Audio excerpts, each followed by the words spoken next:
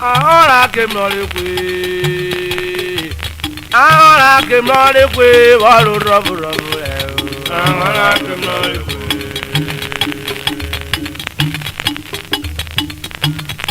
iquive ahora que moleque ahora que moleque walu robu robu ahora que moleque robu we mo maya ahora que moleque yo bole me mlere goye me solo ahora que moleque walu robu robu ahora que moleque ahora que moleque ahora que moleque walu robu robu ahora que moleque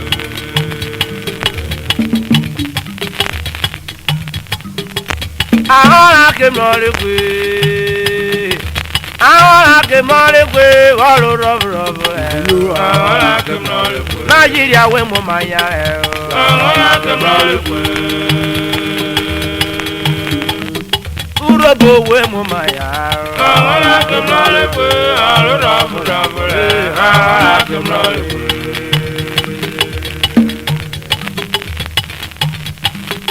ahora que moleque ahora que moleque walu robu robu ahora que moleque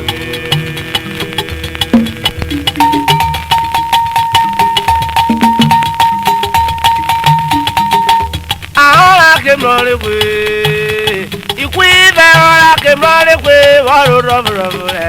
ahora que moleque Nigeria we mo maya ahora que moleque Igbe mo awara no ahora que moleque walu robu robu ahora que moleque ahora que moleque yeni o ahora que moleque ahora que moleque ahora que moleque ahora que moleque ahora que moleque ahora que moleque boine ay doino ahora que moleque ahora que moleque ahora que moleque ahora que moleque aro rabu rabu ahora aro rabu rabu ahora que moleque aro rabu rabu ahora que moleque ahora que moleque ahora que moleque ahora que moleque URHOBO we mo maya ahora que moleque Nigeria we mo maya ahora que moleque ahora que moleque ahora que moleque ahora que moleque ayo ahora que moleque ahora que moleque we nuga waka kala gana ahora que moleque ogbejo gagaru gbobo ahora que moleque go gagari go ahora que moleque bravo ahora que moleque ahora que moleque ahora que moleque ahora que moleque ahora que moleque ahora que moleque bravo ahora que moleque ahora que moleque ahora que moleque ahora que moleque o cari cuevuera ahora que moleque wada mraye ahora que moleque wanu wo kwa ikufia ahora que moleque o gaga e nowe ahora que moleque we li just do kana ahora que moleque ahora que moleque yo ahora que moleque ahora que moleque URHOBO we mo maya ahora que moleque Nigeria we mo maya ahora que moleque ahora que moleque ahora que moleque URHOBO we mo maya ahora que moleque ahora que moleque ahora que moleque wa mra gbara na ahora que moleque Ifofu koka karasu.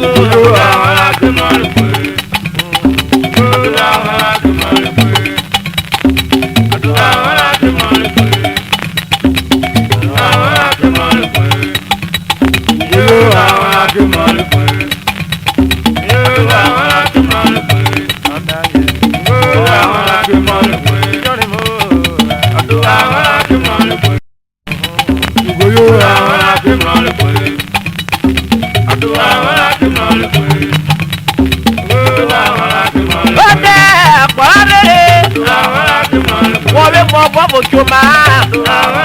Bobo Choma, what the Mumaya, you walk woman when we are.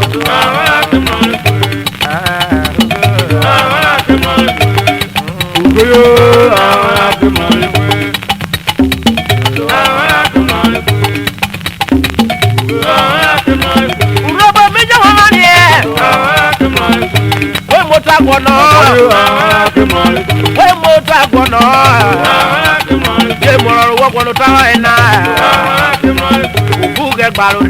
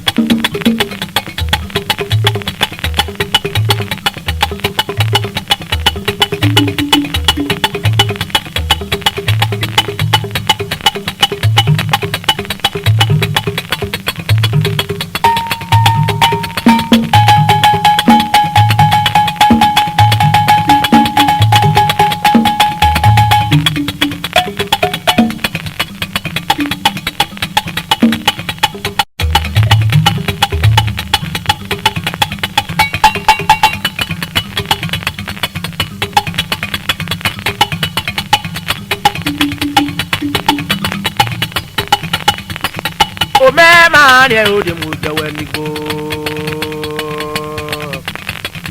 o me mari de mu jawe ni gbe o mari ri gbe me de mu jawe ni go o me mari de mu jawe ni gbe o me mari ri gbe de mu jawe ni go o me mari de mu jawe ni gbe o me mari de mu jawe ni gbe o me mari de mu jawe ni go o me mari de mu jawe ni gbe o me mari de mu jawe ni go o me mari de mu jawe ni gbe o me mari de mu jawe ni gbe o me mari de mu jawe ni gbe o me mari de mu jawe ni gbe me mari ro kuru ori gbe o me mari de mu jawe ni gbe o tarata ri gbe ọpẹ laro rẹ o me mari de mu jawe ni gbe o bora ta ri gbe ọpẹ laro rẹ o me mari de mu jawe ni gbe o me mari de mu jawe ni gbe o me mari de mu jawe ni gbe o me mari de mu jawe ni gbe o me mari de mu jawe ni gbe o me mari de mu jawe ni gbe yo yo o me mari de mu jawe ni gbe o ni nu ge me wa kwa lo toro yo o me mari de mu jawe ni gbe ke me mari e ke me noro o me mari de mu jawe ni gbe jere so wo ni gbe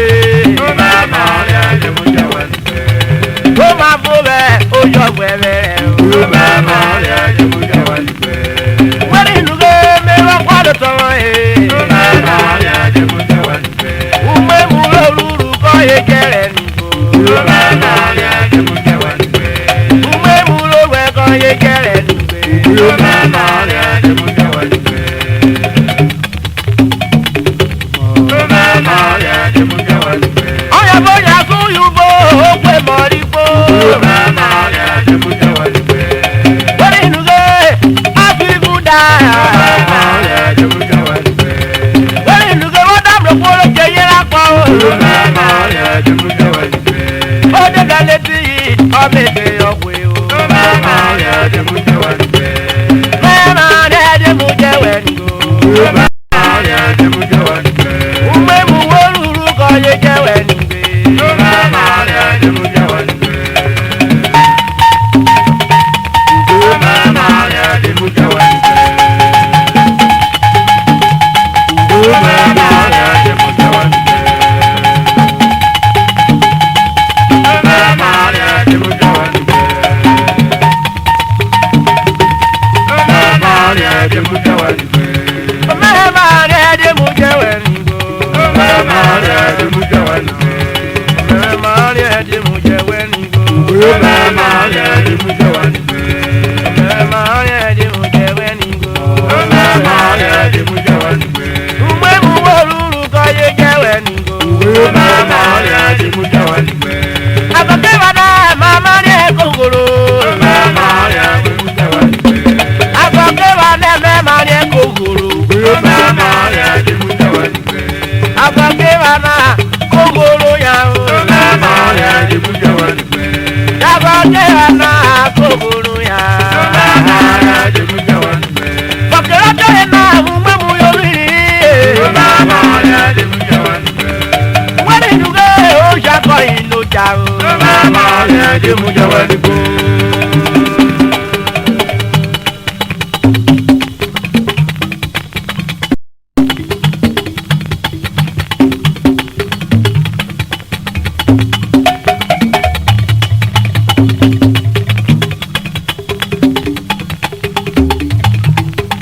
paro